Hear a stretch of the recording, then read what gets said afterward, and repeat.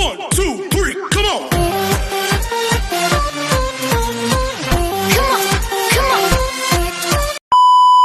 Hello beautiful people! Welcome back to my channel. This is your Mama Sam. Hola mga amigo, amiga, kumare at kumpare. Kamusta kayong lahat? Sana lahat po kayo ay okay at safe ngayong araw na ito. At syempre kung ako naman ang tatanungin nyo, nakikita naman ninyo ang beauty ng Mama Sam ninyo, fresh overload pa rin, di ba? Ganyan talaga kapag umiinom ka ng maraming vitamin C plus kumakain ka ng maraming banana. Dahil sa banana, mas nakakaloka ang ganda ng Mama Sam ninyo. Charot! So, kamusta naman kayong lahat? Sana lahat kayo ay okay na okay ngayong araw ng Saturday. So, happy Saturday sa atin lahat ng bonggang-bongga. At hindi lang yan, syempre, gusto ko rin magpasalamat sa walang sawang tumatangkilik dito sa Mama Sam Vlog. Araw-araw, lagi-lagi, maraming salamat guys sa pagmamahal at support na binibigay ninyo. At syempre sa lahat naman na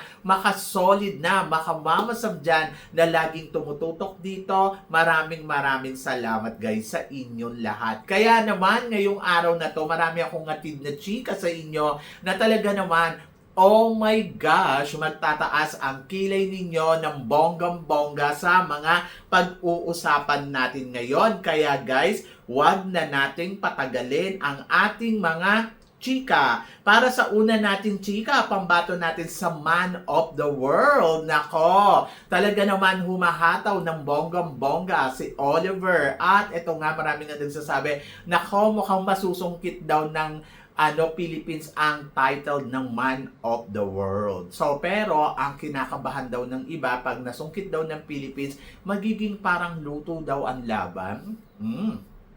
To be honest, hindi ko nakikitang ganon. Kasi nakikita ko na talagang magaling naman talaga si Oliver. Napanood ko yung preliminary yesterday. Grabe si Oliver, no? Ganda ng katawan. Panalo ang eksena. I love the way kung paano niya talaga i-present yung sarili niya at kung paano niya pinaghandaan itong Man of the World. Maraming magagaling din na kandidata katulad ng Mexico. Nako, ang gwapo-gwapo. Pero ito si Panama. Nako, isa to sa mga nakikita ko na pwede din manalo. Tapos nandiyan din syempre yung pambato ng Myanmar. Ang gwapo-gwapo din ng pambato ng Myanmar. Kahit yung Taiwan, my gosh, ang yummy. O, diba? So, marami talagang mga kalalakihan dito na alam mo yon na pwede talagang manalo ngayong taon na to. Medyo masasabi ko ang Man of the World ngayong taon na to ay kalidad ang mga kandidato. Diba? So yun, pag tinignan mo yung mga kandidato ngayon dito, Diyos ko parang lumilevel ng katulad ng Mr. International na ginaganap dito sa Thailand. So ito yung maituturing kong pangalawa na malakas na male pageant. Ang Man of the World at Mr. International. O, diba? So yun talaga, sila talaga. Kasi yung mga kalidad nga ng mga pambato ngayon dito sa Man of the World ay lumilevel up talaga ng bonggang-bongga. At syempre, ito nga, ang pambato natin na si Mr. Philippines ay, nako, nangangamoy titulo.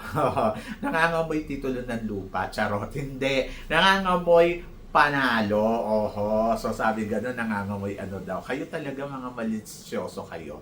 Ako para sa akin, winner ang ipinakita dito ni Oliver at natutuwa ako sa laban niya. So, supportahan natin at ipagdasal natin si Oliver kasi talaga namang lumalaban. Diba? So, yon, job well done. At ito ang sumunod natin, chika. Nako, kahapon nga, mainit na pinag-uusapan sa social media dahil si April Smith, may sinabi na sa kanyang TikTok na sabi niya, I'll give my title to someone who is ready to represent our country and ready for responsibility as Miss Charm Philippines. Pero yung final decision ay nasa organization, especially Majonas. Ayun yung sabi ni April. Ito daw ay napanood daw nila doon sa TikTok na sinabi daw ni April. Pero hindi ko siya nakita, kaya hindi ko rin makumpirma na totoo ba to. So, pero yung mga na kumakalat sa social media yesterday,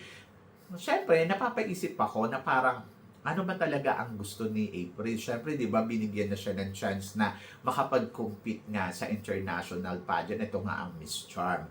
Pero kung iisipin mo, si April ay kung magre-resign siya, sayang naman, di ba? So, ang Miss Charm, naniniwala ako ibinigay sa kanya yan dahil for the new flavor. Hindi dahil ayan yung pinakamaliit na posisyon at yan lang ang pwede sa'yo. Kumbaga parang, ang iba kasi iniisip nila parang pasang-awa, yung mga ganon. Eh, ang galing-galing naman daw ni April. Ako para sa akin is a challenge to embrace na kung paano niya ipapanalo ang kanyang laban sa Miss Charm. So, medyo ano tayo dyan kumbaga parang napapaisip. Pero nandoon ako sa part na siguro ibinigay ito ni Mama J dahil gusto niyang masecure yung laban natin. Dahil nakita niya yung galing ni April during Miss Universe Philippines. Sa April, pagdating sa execution, panalo. Kung magsuswimsuit, winner. So, kayang tumungtong for the next round. Tapos, evening gown, magaling magdala ng evening gown. So, kaya niyang itungtong ang sarili niya for the next round.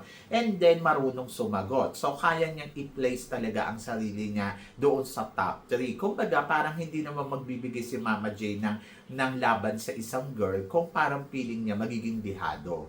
So, naniniwala ako na sa galing ni April, kaya niyang itawid ang laban niya dito sa kompetisyon ng Miss Charm.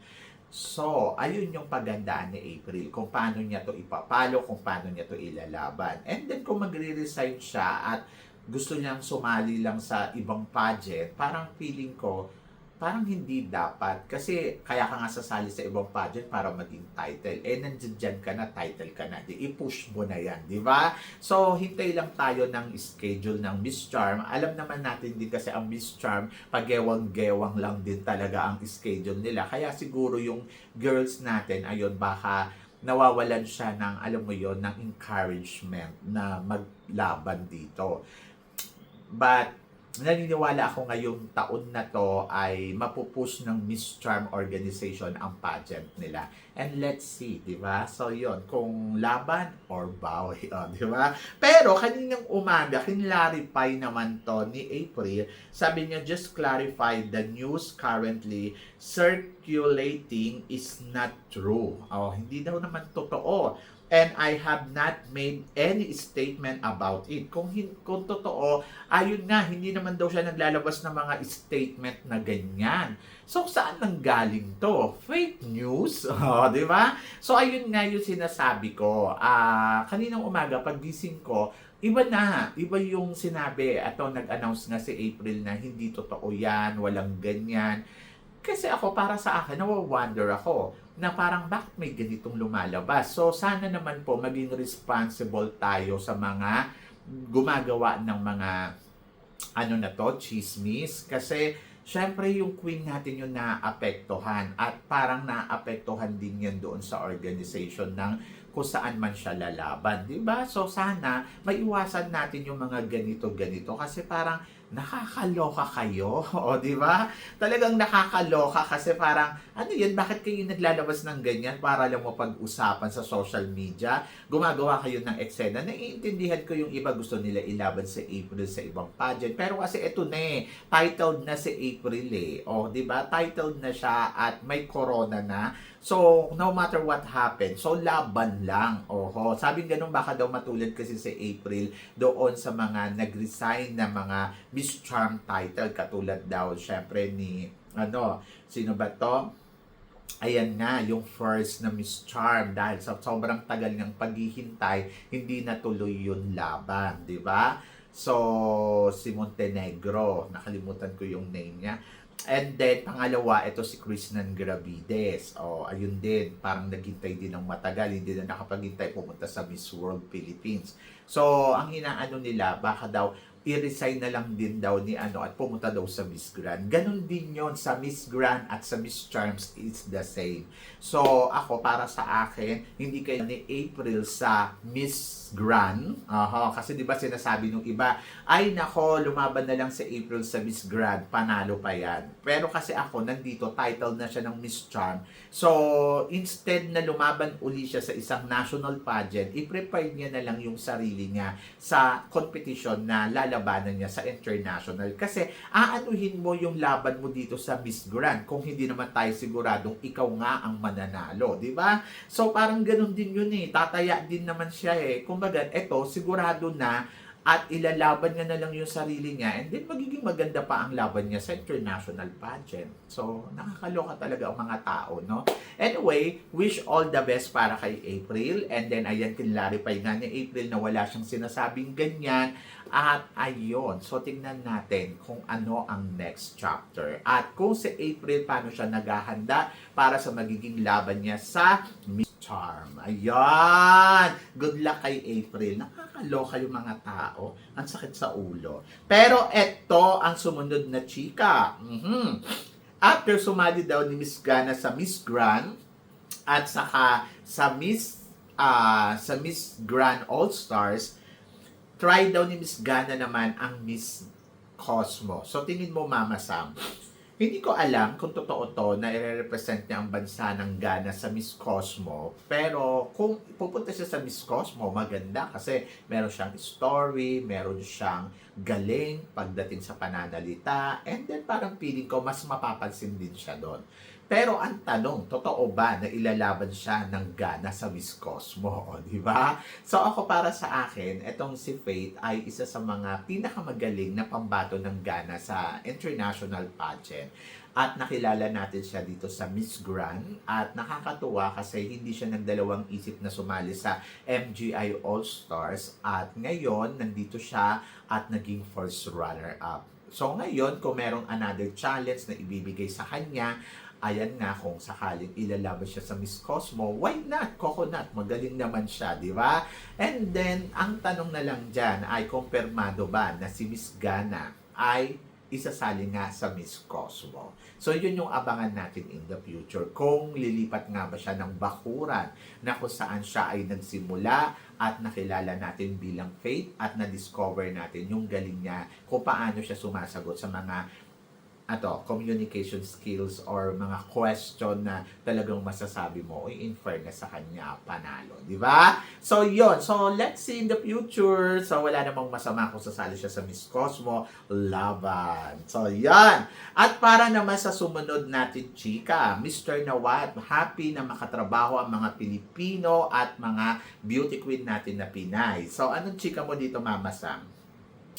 To be honest, yes. Talagang dito ipinakita yung world class ng mga Pilipino. Yung galing natin na kung gaano tayo ka-confident, lalo na pagdating sa hosting, everything, di ba? Sa entablado ng beauty pageant, talagang masasabi mo, wow, ang galing ng Pinoy. At ito ay nagpapatunay na si Mr. Nawat ay isa sa mga humahanga sa galing ng Pinoy kasi nakita naman natin talagang halos ito na lang MGI All-Stars ay puro Pinoy ang nasa paligid niya. Kahit naman yung nagsisimula noon yung Miss Grand International ay puro Pinoy din ang nagkatulong ni Mr. Nawat para ma-push ng bonggang-bongga ang pageant na to. And then ayan, ang MGI All-Stars ganun din, Miss Grand International, and then patuloy na nagniningning ang galing ng Pinoy sa kampo ni Mr. Nawat. Dahil si Mr. Nawat, ang laki ng tiwala niya talaga sa mga Pinay beauty queen natin. At kahit nga yung sabihin mo na tapos na lumaban ay hinihingkayat niya pa rin na mag-join sa pageant ng MGI All-Stars. Ito lang ang pagpapatunay na believe si Mr. Nawat sa mga beauty queens natin, sa ibinibuild natin galing. Kumbaga, dito na rin natin napatunayan na hindi pa rin talaga tayong pantayan ng kahit anong bansa pagdating dito sa Asia, yung galing ng isang Pinoy. Kasi nga, di ba, parang bakit gusto pa rin nila sumali sa pageant nila after all, di ba? So, kumbaga, iba yung na-invest talaga natin sa mga beauty queen natin. Kumbaga, iba yung na-build nating galing.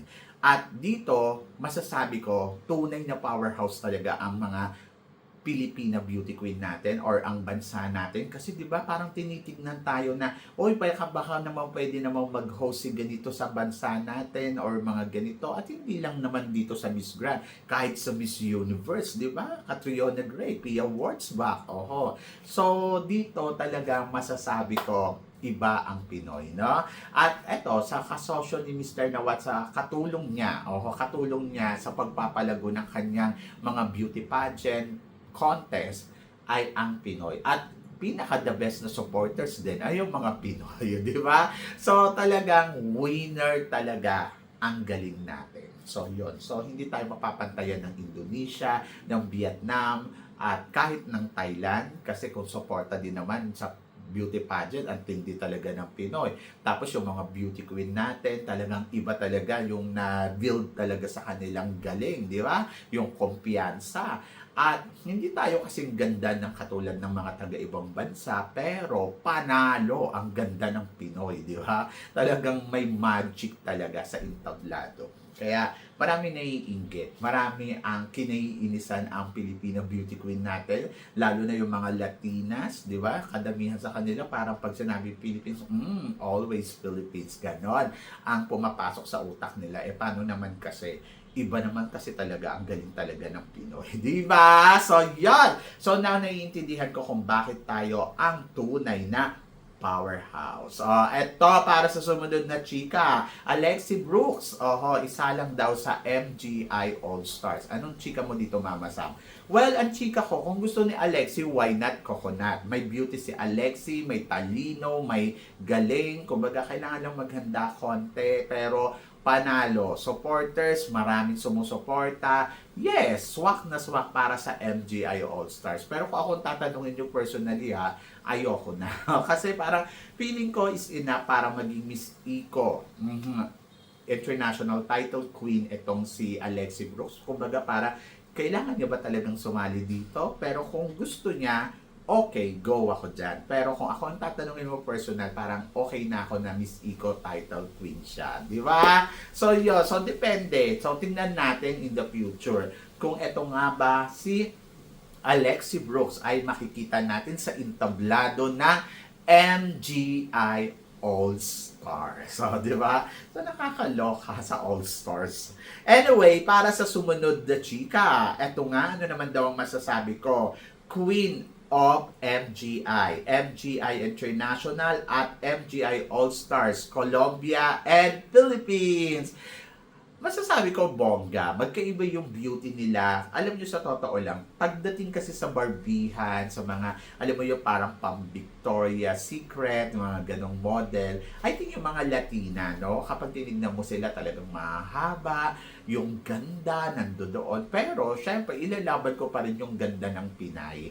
Kasi, ang Pinay Beauty Queen, kumpiyansa talaga ang meron tayo. Yung confident level natin, yun yung talaga yung nagpapaganda sa atin. At, natutuwa ako kasi syempre talagang humahanay tayo. Kaya nating pantayan ang beauty na meron sila. Dati kasi di ba parang maganda ka, okay ka, pero yung kumpiyansa naman nila at katulad na lang yan, halimbawa gagawing host, aba, lamang na lamang sa Emma Tiglao, di ba? Kung gagawin host si Vanessa, medyo parang ewan ko kung mabuhay yung budget, ganon.